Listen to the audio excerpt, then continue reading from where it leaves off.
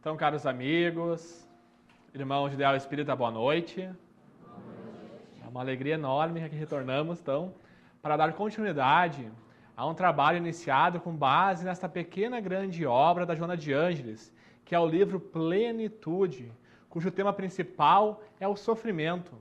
Alguém viu a primeira exposição sobre o assunto? Tá. Obrigado. Hoje, nessa primeira exposição, nós vimos como toda e qualquer forma de sofrimento jamais visa a punição da alma, karma, mas sim a nossa educação, o nosso crescimento espiritual. E hoje nós continuaremos nesta mesma linha de raciocínio, porém focando a questão das obsessões e das doenças. Mas antes mesmo de entrarmos no assunto propriamente da noite, farei um brevíssimo resumo da palestra anterior. Diz Joana de Ângeles assim: a dor é um método eficiente para a renovação quando falecem os benefícios do amor não vivido. Então, a dor e o amor são os mecanismos os quais nós nos utilizamos para o crescimento. E a dor é sempre o último recurso que a divindade utiliza para chamar a nossa atenção. Nós rumamos da indiferença, que é a ausência do afeto, para o amor em plenitude, da inconsciência, da ignorância total, para a consciência plena, e da angústia que faz com que nós nos movamos para a felicidade. E todos nós chegaremos lá, quem quer e também quem não quer. A questão é, quem não quer ser feliz é a dor que vai dar um empurrãozinho. Já viram o oleiro quando faz o vaso de barro? Ele pega ali a peça simples, né, coloca na maquininha e ela começa a girar. Então, com a mão por dentro, o oleiro vai dando forma a este vaso. Quando este vaso, por sua vez, foge das linhas harmônicas, o oleiro vem com a mão por fora e reconduz a harmonia original, a harmonia da peça. Assim é Deus a nos trabalhar. Ele vem com a mão por dentro, nos estimulando o auto-amor, a autoconsciência. Quando nós, por livre-arbítrio e teimosia, fugimos das linhas harmônicas da vida, a divindade vem com a mão por fora, através da dor, e nos reconduz a buscar o equilíbrio que nós perdemos. É o que diz Joana de Ângeles. Recusando a modelagem do amor, o espírito cai inevitavelmente na foz do sofrimento, que se encarrega de difundir no íntimo a face da beleza, para que então reflita as claridades divinas. Criados simples e ignorantes, nós precisamos, muitas vezes, dessa pressão, desse empurrãozinho externo para a nossa evolução. E a dor, ela tem várias funções. Uma delas é ainda nos proteger de nós mesmos. Salienta Joana de Ângeles que para alguém que comete um crime na sociedade é caridade para com ele mantê-lo preso. Lógico, em crimes mais graves, mais sérios. Porque na prisão, ele não estará se comprometendo com novos crimes na sociedade. E lá será induzido à reflexão e terá a oportunidade da sua reeducação. E da mesma forma que nós agimos para com alguém que comete um crime na sociedade, a divindade age igual para conosco, criminosos espirituais, mas não muitas vezes em cárceres de ferro, de pedra, mas muitas vezes em corpos que funcionam como verdadeiros cárceres para o espírito, mas que visam o seu reequilíbrio, a sua educação. Um exemplo. O pessoal do fundo me ouve bem assim? Obrigado. Chico Xavier quando voltava do trabalho, em certa oportunidade de sua vida, ele tinha por hábito auxiliar uma mãe que morava com um filhinho na beira da estrada. Não era nem num casebre, era num barraco de lona preta, meio esburacado, em extrema miséria. E Chico auxiliava aquela mãe a cuidar de seu filho. Levava também medicamentos, mantimentos. E a criança, ela era completamente deformada fisicamente. Os membros são torcidos, a face torta, o pescoço, não conseguia falar direito, não conseguia se mexer as pernas, nada. Era um quadro de estarrecer, de causar um choque em quem via. E como se não bastasse, a debilidade mental, a idiotia mental era completa. Tá? E Chico auxiliava aquele núcleo familiar. Em uma oportunidade, uma equipe de profissionais vai junto com Chico Xavier visitar aquela família. Dentro da equipe havia um médico que fica chocado, impressionado com o caso da criança. E na primeira oportunidade chama Chico Xavier ao lado. Chico? Olha que caso horrível este. Será que nem mesmo assim é perdoável a eutanásia? Ou seja, através de uma morte indolor, levar aquele espírito naquele corpo ao desencarne? Aí Chico Xavier disse que já houvera perguntado isso para Emmanuel, porque qual era a função de um espírito estar naquelas condições ali? Aí Emmanuel lhe disse o seguinte, que este espírito antigo, neste corpo infantil, na última reencarnação foi uma pessoa de muito poder e mandou sequestrar, torturar e matar todos os seus inimigos políticos, ou aqueles os quais ele considerava como seus inimigos. E conforme eles iam desencarnando daquela forma tão bruta, já passavam pelo ódio que guardavam, quase a totalidade, ao processo de vingança pela obsessão, pela influência obsessiva, ou seja, de um espírito desencarnado, uma influência pertinaz e consistente sobre a pessoa encarnada.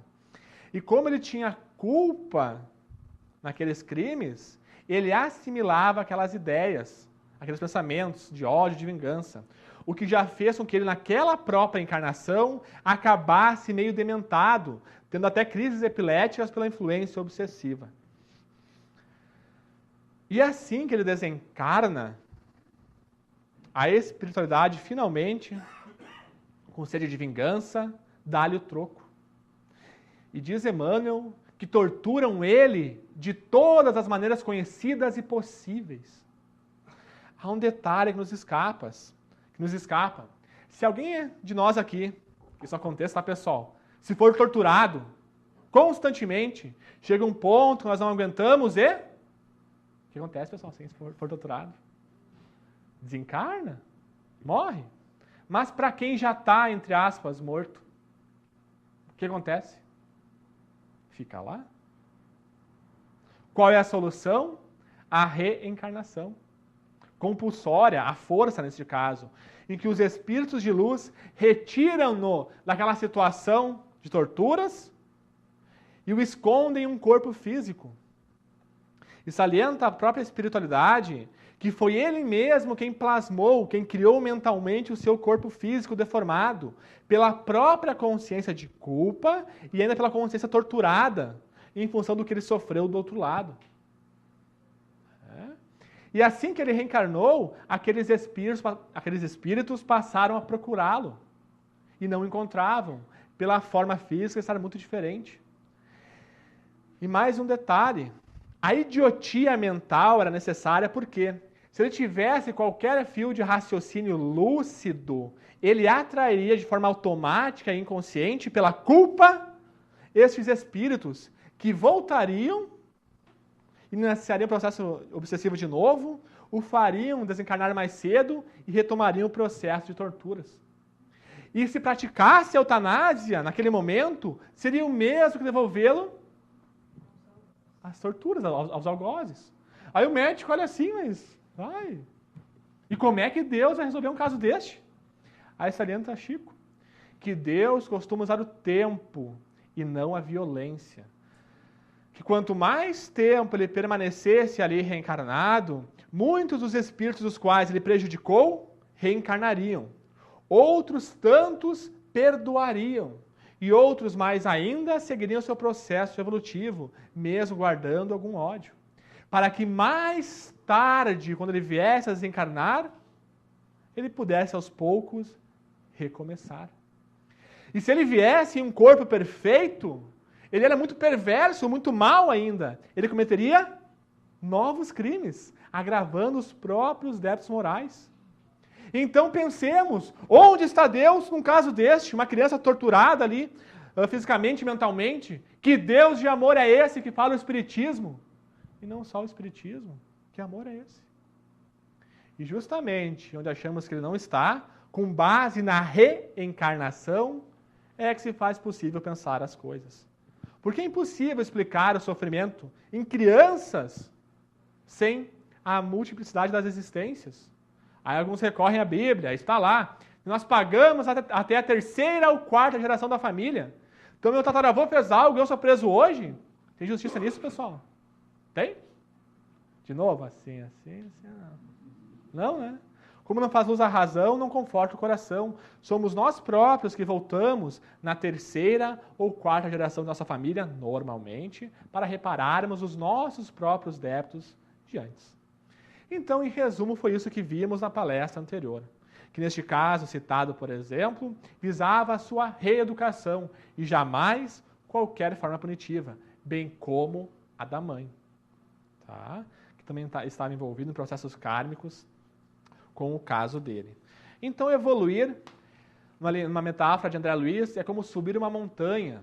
Nós podemos subir essa montanha de nós mesmos, suando pelo alto esforço, pelo alto amor, ou nós subiremos esta mesma montanha suando e chorando.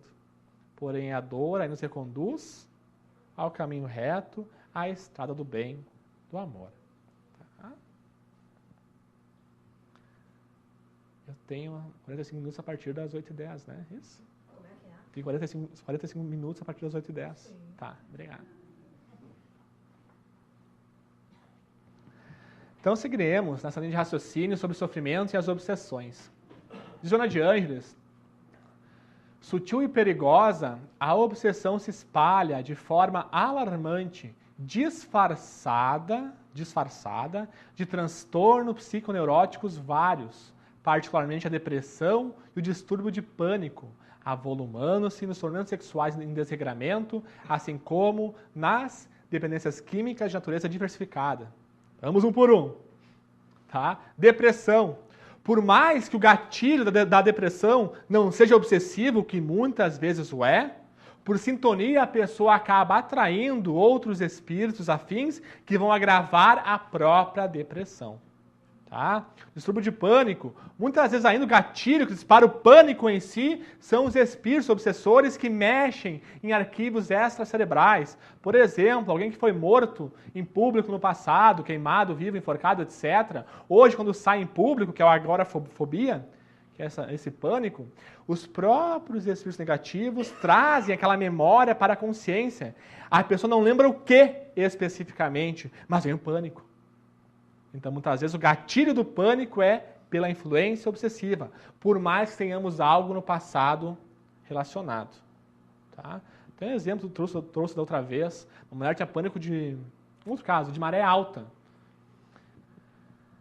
Ela ia para o mar, tomava banho, ficava na beira do mar, tomando banho de sol. Quando chegava o horário, que a maré começava a subir, entrava em pânico. O Alberto Almeida faz esse caso. E então ela fez a regressão de memória, viu que no passado ela tinha um marido que era pescador. E durante a pesca, falaram para ele que ela traiu ele.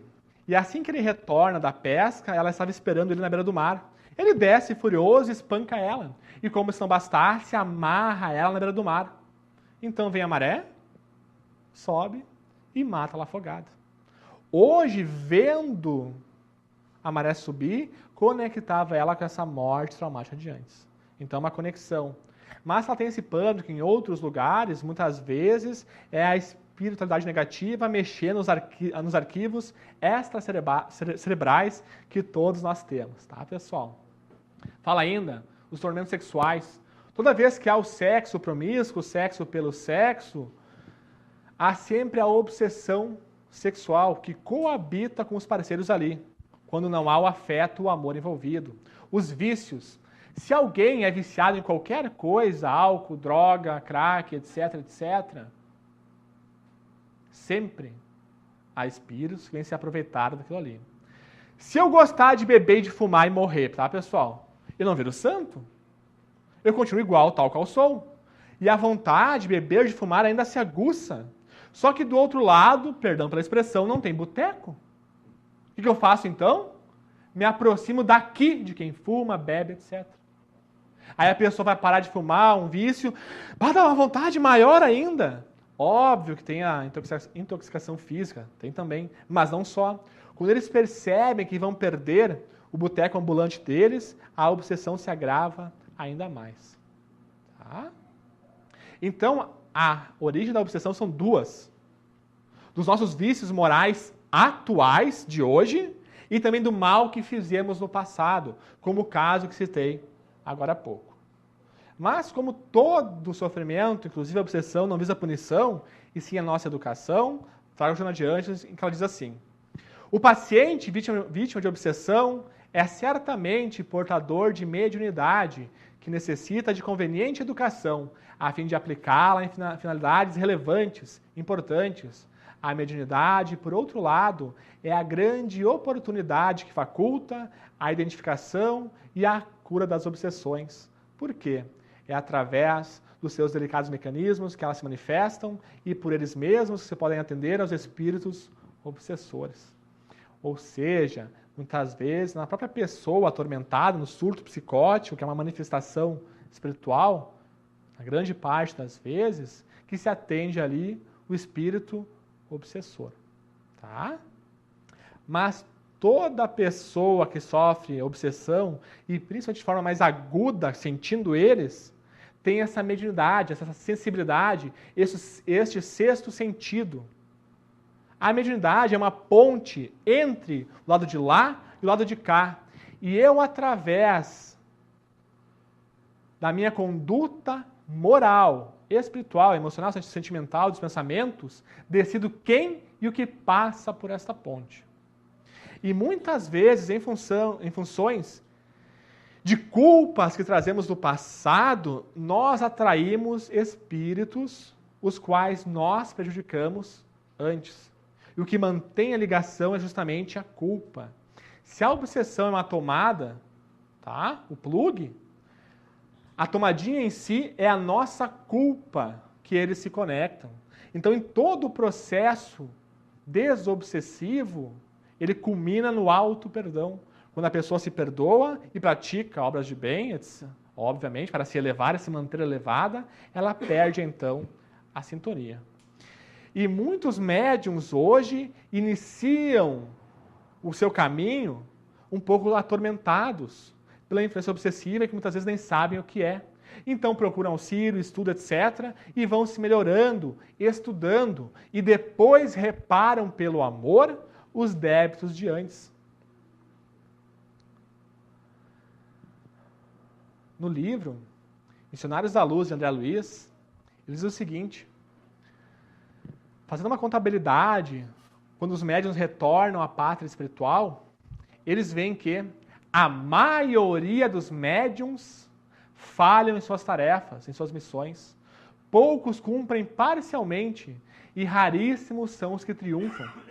E por que muitas vezes? Porque muitas pessoas, por serem médiuns, se acreditam superiores às demais. São espíritos mais evoluídos e não tem nada a ver. Muitas vezes o médium hoje é o que mais deve.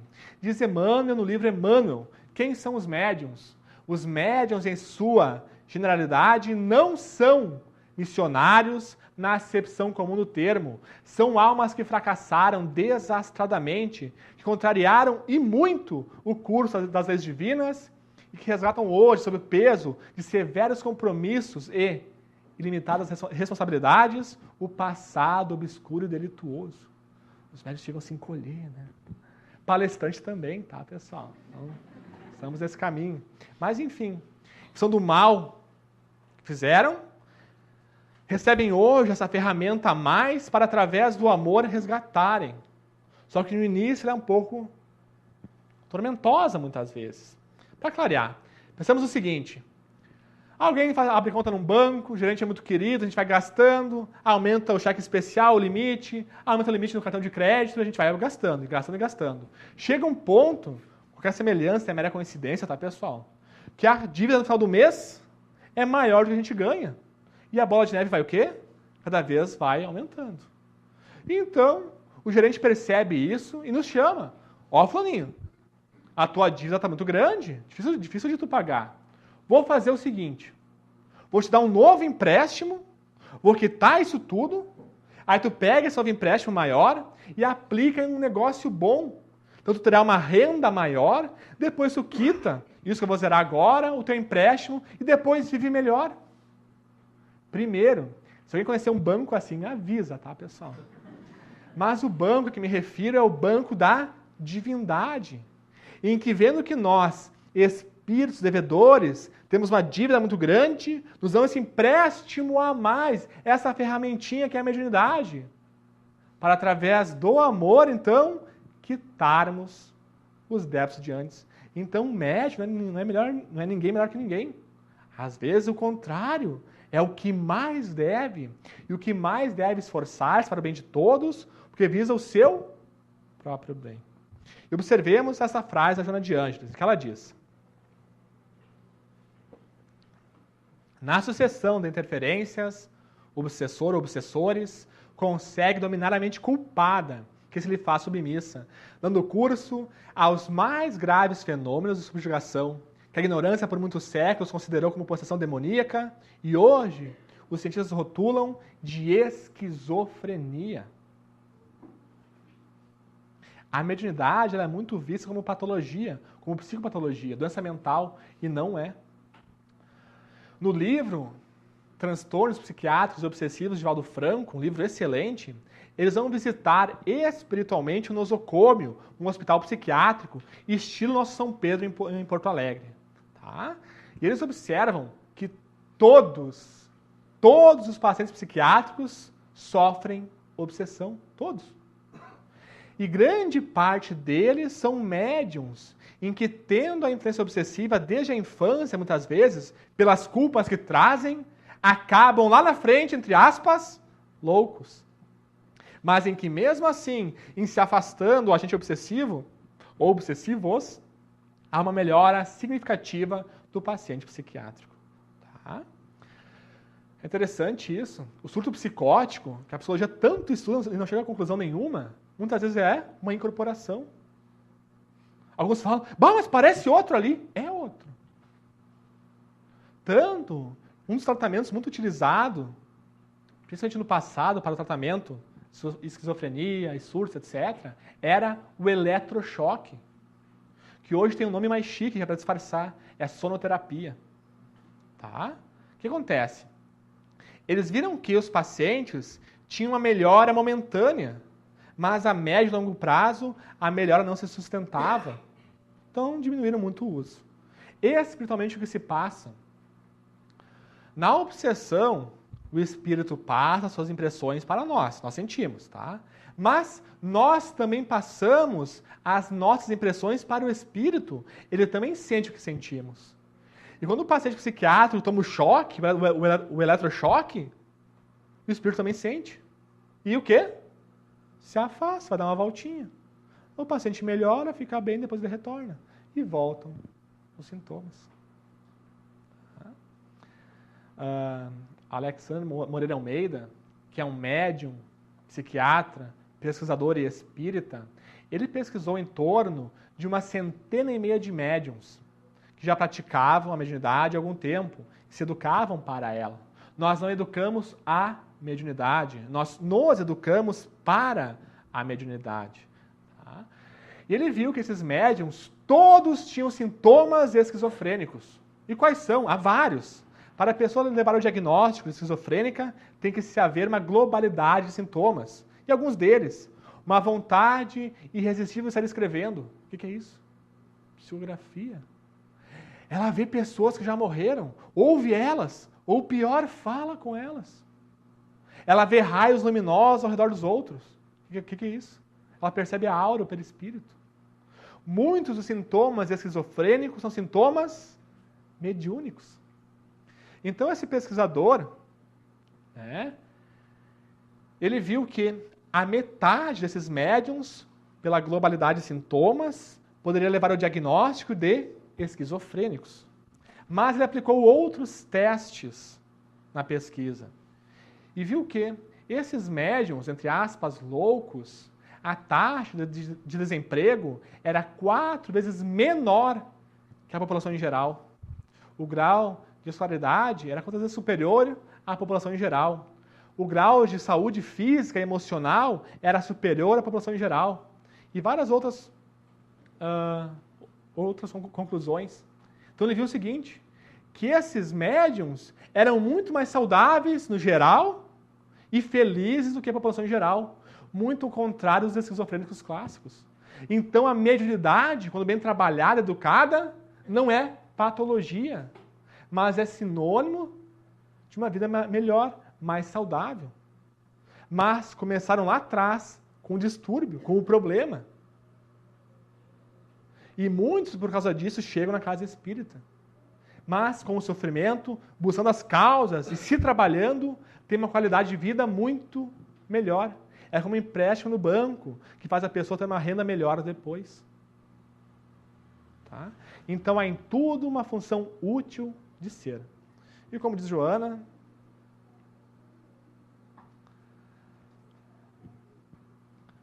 diz ela o seguinte, arrastam-se, obsessor obsidiado, por séculos de sofrimento excruciantes, passando de vítimas a algozes e reciprocamente, até que o amor lhes acenda a luz da esperança nas sombras onde se detém, e o perdão os torne verdadeiros irmãos na senda evolutiva. O amor é, assim, o primeiro medicamento para a terapia anti-obsessiva.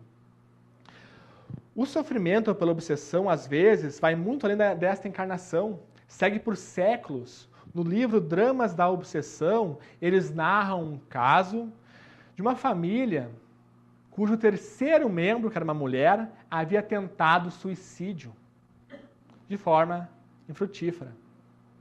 E 2 já haviam cometido suicídio há um tempo atrás.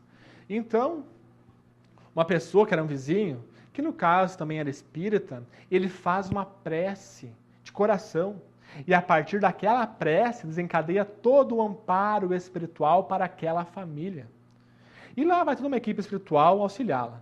E eles viram que aquela família estava sendo obsidiada já há um bom tempo. E foram os próprios obsessores, através de longos anos, influíram aquela ideia do suicídio. E com o tempo, pela culpa que eles traziam, acabaram cometendo o ato. A própria maneira, o jeito, foram eles que incutiam. Tá? E foram ver as causas disso. Esses obsessores hoje, que eram 4, um pai e mais 3 espíritos de filhos, lá, há 4 séculos atrás, um pouco mais, na época da Inquisição, tinha uma outra religião e foram perseguidos, torturados e mortos pelos inquisidores da igreja, que eram os encarnados hoje. E foi ver lá atrás ainda qual foi a origem disso. Os perseguidos na Inquisição foram doutores da lei, logo depois de Jesus, que perseguiram, torturaram e mataram os primeiros cristãos. E eles se divadiavam na própria espiritualidade. Olha há quanto tempo, há quantos séculos estavam nessa luta. E por consequência, sem paz, sem felicidade. E nesse caso, tamanho era o ódio e tamanho foi o sofrimento que ocasionou para todos ali, que eles se obrigaram com o tempo a quê? A perdoar. A se perdoarem para poder recomeçar. E lá na Inquisição, foram 5 os perseguidos, o pai, os 3 filhos e uma sobrinha, que foi estuprada até a morte. E ela, quando ela perdoa, ela se desvincula deles e segue seu processo evolutivo. Mas depois, para a espiritualidade resolver este caso, o que acontece? Todos reencarnam na mesma família. Sendo esta mulher, foi a vítima, a mãe de todos eles. Então veja o caldeirão que ficou ali. Imagina a mãe que recebe nos braços os seus primos de outra hora, que ela já gostava, já tinha uma simpatia. É óbvio que vendo eles ali em seus braços, nasceria, despertaria, acordaria aquele amor.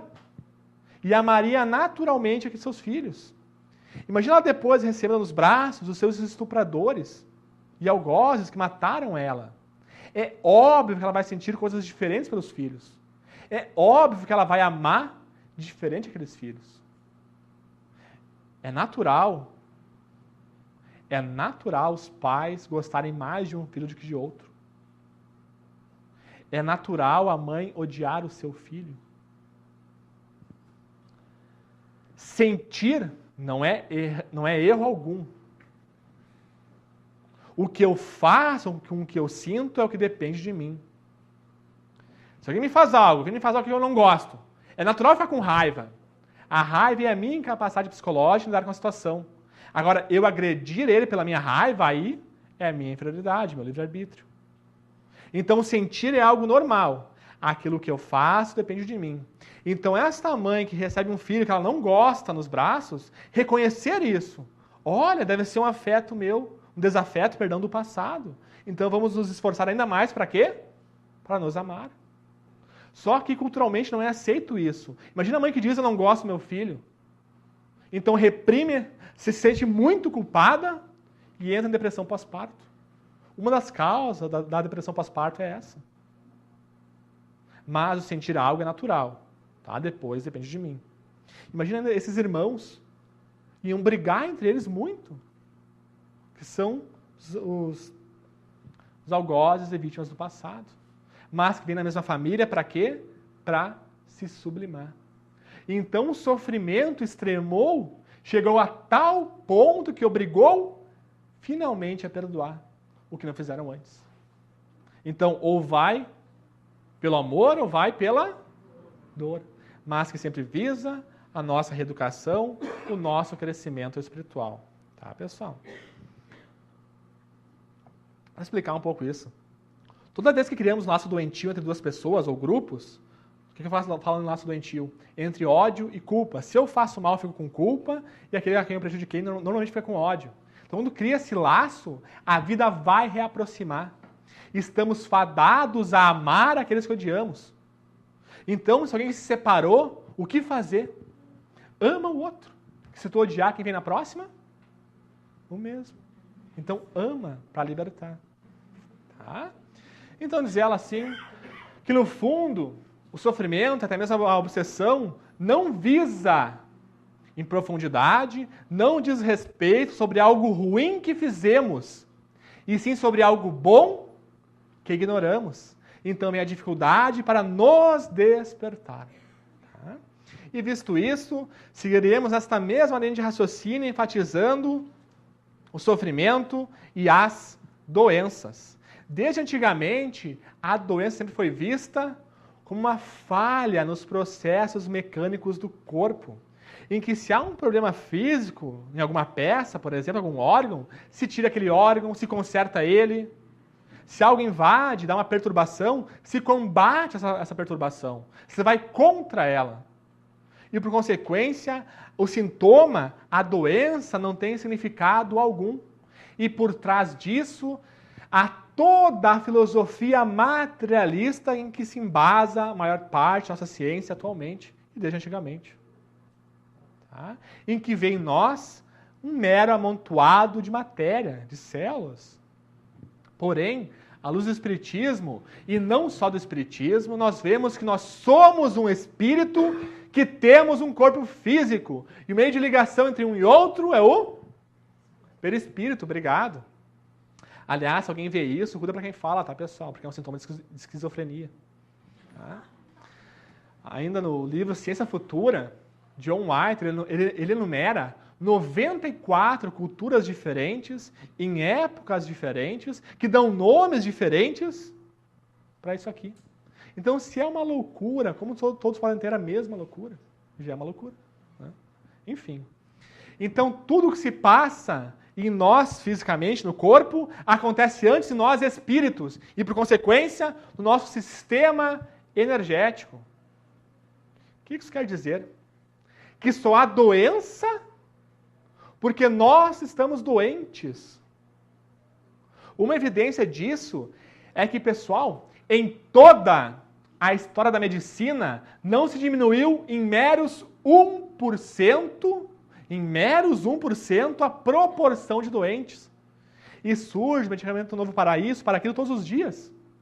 Exemplo, vamos supor que no Sul todo ano morram 100 mil pessoas vítimas de doenças. 100 mil, tá? Destas 100 mil, 50 mil morram de tuberculose. Então cria-se a vacina, o tratamento, e ano que vem ninguém mais morre de tuberculose. Quantos nós esperamos que morra? Isso é fácil, salsinha 50, quanto é? 50. Mas não, morrem os mesmos 100 mil. Porém, de tuberculose, de câncer. Porque se atacou um sintoma, mas não se viu o doente.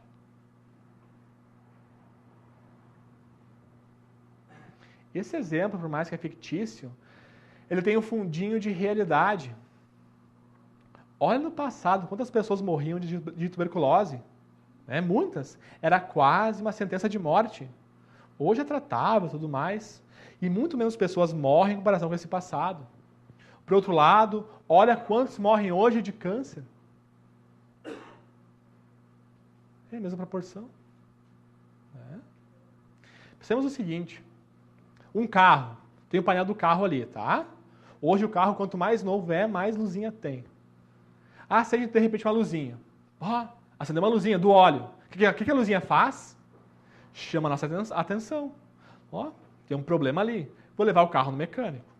Fulano, acendeu a luzinha do óleo. A luzinha do óleo é problema. Aí o mecânico vai lá e tira a luzinha fora. Resolveu? Não, óbvio que não. Porque a luzinha servia para fazer perguntas. E um problema que se não fosse a luzinha, nós não perceberíamos. E a máquina pararia mais para frente. Foi por sacanagem que o fabricante colocou a luzinha ali? Óbvio que não. Assim somos nós. As luzes que se acendem em nosso corpo dizem algo que se não fosse essas luzinhas, esses sintomas, nós não perceberíamos. Mas diz algo em nós, espíritos, que precisa de revisão, de análise, de correção. O câncer, metaforicamente, é o sintoma do amor mal compreendido, um tropeço do amor. Quando guardamos culpa, ódio, mágoa. E a antítese para o câncer, a cura real, é o amor verdadeiro. O alto amor. E qual é no corpo físico o órgão que representa o amor? Qual é, pessoal? O coração, obrigado. E o coração é o único órgão, que é um músculo, na verdade, que não pode ser atacado pelo câncer. Então é como no carro. Depende da luzinha que se acende, quer dizer tal ou qual problema diferente. E o problema não está aqui. Está em nós, espíritos. Aí a pessoa vai lá, tira o câncer fora e continua com ódio, mágoa, culpa. O que acontece com a doença? Volta, reaparece. Porque nós ainda estamos doentes. A pessoa ganha um câncer, vem para casa espírita, quer tomar um passe, quero sair bem daqui hoje. Ela toma um passe e não sai bem. O passe é fraco lá. Não, tu é fraco. Vai tu te melhorar. Aí quando nós estamos bem, energeticamente, a gente toma o passe, aí a saúde volta. O passe cura, pessoal. O médico cura? O remédio cura? Não. Eles melhoram.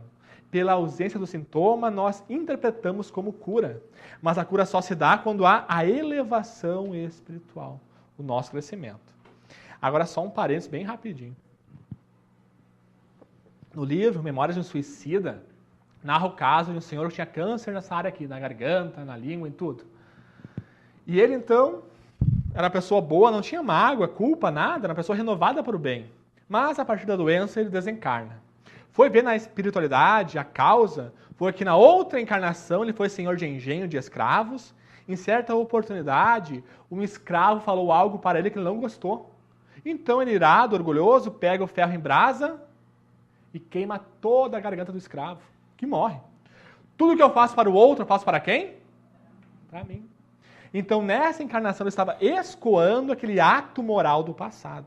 Então, neste caso em tela, se ele não desencarnasse com a doença, se ele sobrevivesse a ela, o câncer não voltaria, porque é um expurgo de culpa lá do passado e ele já estava renovado. Tá? Então, sigamos. Diz Roger Dalton, no livro A Doença como Caminho. É ele que fala esse negócio do câncer, tá, pessoal? Tudo que sentimos e sofremos no desenvolvimento de uma doença física ocorre exclusivamente em nossa consciência. Se eu pegar um martelo, não faço isso em casa, e dou umas batidas aqui, vai doer? Ou não, pessoal? Vai. Porém, a dor não está no dedo. A dor não está aqui. A dor está no cérebro, que decodifica a mente espiritual. Então eu projeto no corpo para melhor lidar com ela. Mas não é o corpo que sente, é a mente. Tá? Assim também, não é no corpo físico que eu vou resolver os problemas, é no meu eu espiritual. Eu apenas projeto as dificuldades de ordem espiritual para melhor visualizar e lidar com ela. Na sala de aula, professora, Joãozinho, quanto é 3 vezes 3, Joãozinho? Faz de cabeça. Joãozinho pensa, quanto é? Não sei, professora. Então usa o caderno. Então o Joãozinho pega lá 3 risquinhos, 3 risquinhos, 3 risquinhos e é 9. Ah, obrigado. É 9, professora. Muito bem, Joãozinho. O que aconteceu? Ele meramente de cabeça, de consciência, não conseguiu. Mas projetando o problema no físico, ficou mais fácil de ele visualizar o problema ali e chegar na conclusão. Mas ele resolveu também de cabeça, de consciência. Apenas que ficou mais fácil. Assim somos nós. Quando eu cometo um erro moral, me dá um desconforto moral, um desconforto espiritual naquele dia, eu perco a paz, fico um pouco inquieto, ansioso, não durmo bem à noite. Se eu continuo errando, não reparo o meu erro, o desconforto moral e espiritual vai para o psiquismo, angústia, estados pré-depressivos, depressão, insônia. Se eu continuo errando, não reparo o meu erro, continuo com mágoa, ódio, etc., o desconforto moral e espiritual que foi para o psiquismo se psicossomatiza, vai para o corpo, vai para o caderno. E ali é a última instância no qual aparece um problema de ordem espiritual. Que ou então eu melhoro ou a doença me leva às vezes. O corpo é o espelho do espírito. Se eu me projeto no espelho aqui, tá, pessoal? E não gosto do que estou vendo, adianta eu puxar para cá, desenhar aqui, botar botox? Não. Eu tenho que mudar o que ali se projeta. Então, tem que mudar a minha essência, que vai projetar uma melhora, uma harmonia ou desarmonia no meu corpo físico. E as pessoas falam, eu quero me curar para voltar a ser o que era antes. Ninguém volta a ser o que era antes depois de uma doença. Porque a gente pensou um pouco, refletiu um tanto mais. Soma várias gripes, várias reencarnações, há um amadurecimento. Então, toda doença esconde por trás um processo rumo ao amadurecimento espiritual. Toda. Que visa, então, o nosso crescimento e jamais qualquer forma punitiva. E para finalizar, diz Joana assim, o ódio é veneno mortal, a dizimar mais do que o câncer, a tuberculose e as enfermidades cardiovasculares somadas, responsável pelo aparecimento ou virulência delas. Os vírus e as bactérias que a gente come não são responsáveis pelas doenças. Eles se instalam aonde a energia está debilitada, que aí somado com a má alimentação, etc., vai facilitar o processo de somatização. Mas o problema é de ordem energética, moral e espiritual. Havia um casal cujo marido tem fortes dores no peito e vai para o hospital. Tá? Então fazem exames, ele tinha que fazer 5 pontes de safena. Ele tinha muito medo de cirurgia, muito medo. E por consequência procura o melhor cirurgião dos Estados Unidos. Então faz exames, isso, aquilo. E na entrevista final o médico pergunta, fulaninho, tu tem mágoa de alguém? Não tenho mágoa de ninguém, me deu bem todo mundo, estou tranquilo. Só que a esposa querida acompanhava disse, doutor, tem sim, ele e o vizinho se odeiam. Conversa vai, conversa vem, e o médico diz, olha, eu só vou te operar se tu te resolver com ele. Mas como assim, que frescura é essa, o que isso tem a ver? Aí o médico explica um pouco, tu pode procurar outro, mas eu só te opero se eu te resolver com ele. Ele não entende muito bem, mas como ele tinha muito medo e ele era o melhor, esse médico, ele resolve fazer. Dá uns 3, 4 meses. Então ele retorna. Havia procurado o vizinho, conversou com ele, voltaram a ser grandes amigos. Até agradece ao doutor. Olha, doutor, obrigado. Vou ter que conversar com ele, nós éramos grandes amigos, mas aconteceu algo lá, a gente se machucou, mas agora está tudo bem. Até te agradeço por isso. Que bom. E tem mais alguém que tu guarda mágoa? Não, era só com ele. Aí a querida esposa do lado, né? Sim, doutor. E é comigo. A gente tem muita mágoa um do outro, por isso, por aquilo. Não está muito bom a nossa relação. Igual. Só te opera se tu te resolver com ela. Muita DR, né? Discussão de relação. Mais uns 3 meses. Aí ele retorna. Doutor, obrigado. A gente realmente tinha muita coisa pendente. Nos resolvemos. E tem mais alguém que guarda mágoa? Não, era só com ela. Aí ele olha pra ela confirma. Só esses dois. Então tá, vamos te operar. Como se passara muito tempo dos exames, tiveram que refazer. E não tinha mais nada. O meu estado, nosso estado natural, é o de harmonia, é o de felicidade, é o de saúde física. Se eu não estou assim, a carranca é um sinal disso, de uma desarmonia espiritual. É pesado esse copo para mim, pessoal, eu segurar ele? É pesado sim ou não? Não? Segura um copo um dia inteiro. Segura uma mágoa um mês inteiro. Segura um ódio, um ressentimento uma vida inteira. Vai pesar. E quando eu perdoo, ou me perdoo, eu limpo, digamos, as veias do espírito e a bioenergia volta a circular. E, por consequência, eu me curo. Já a mágoa, o ódio, o sentimento, a culpa, eles bloqueiam.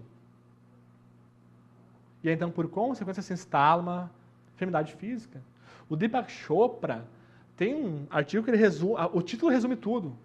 Ou tu abre teu coração e ama, ou um dia um cardiologista o fará por você. Então, por trás de toda doença física ou psicopatologia, há no fundo uma questão de perdão, de auto-perdão, no caso de culpas, ou de alo-perdão, perdão ao próximo, ao outro, no caso de ódio ou mágoa, etc. Por isso é que Jesus, no amor, resume toda a ciência passada e futura no amor. Então, como diz Joana de Ângeles, o amor é a substância criadora e mantenedora do universo, constituído por essência divina.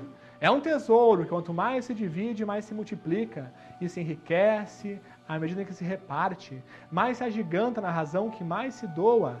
Fixa-se com mais poder quanto mais se irradia. Nunca perece porque não se entibia, nem se enfraquece, desde que a sua força reside no ato mesmo de doar-se, de tornar-se vida. E assim como o ar é indispensável para a existência orgânica, o amor é o oxigênio para a alma, sem o qual a mesma se enfraquece e perde o sentido de viver. Então amemos para que a saúde real conosco sempre esteja e que de agora em diante que assim seja. Obrigado.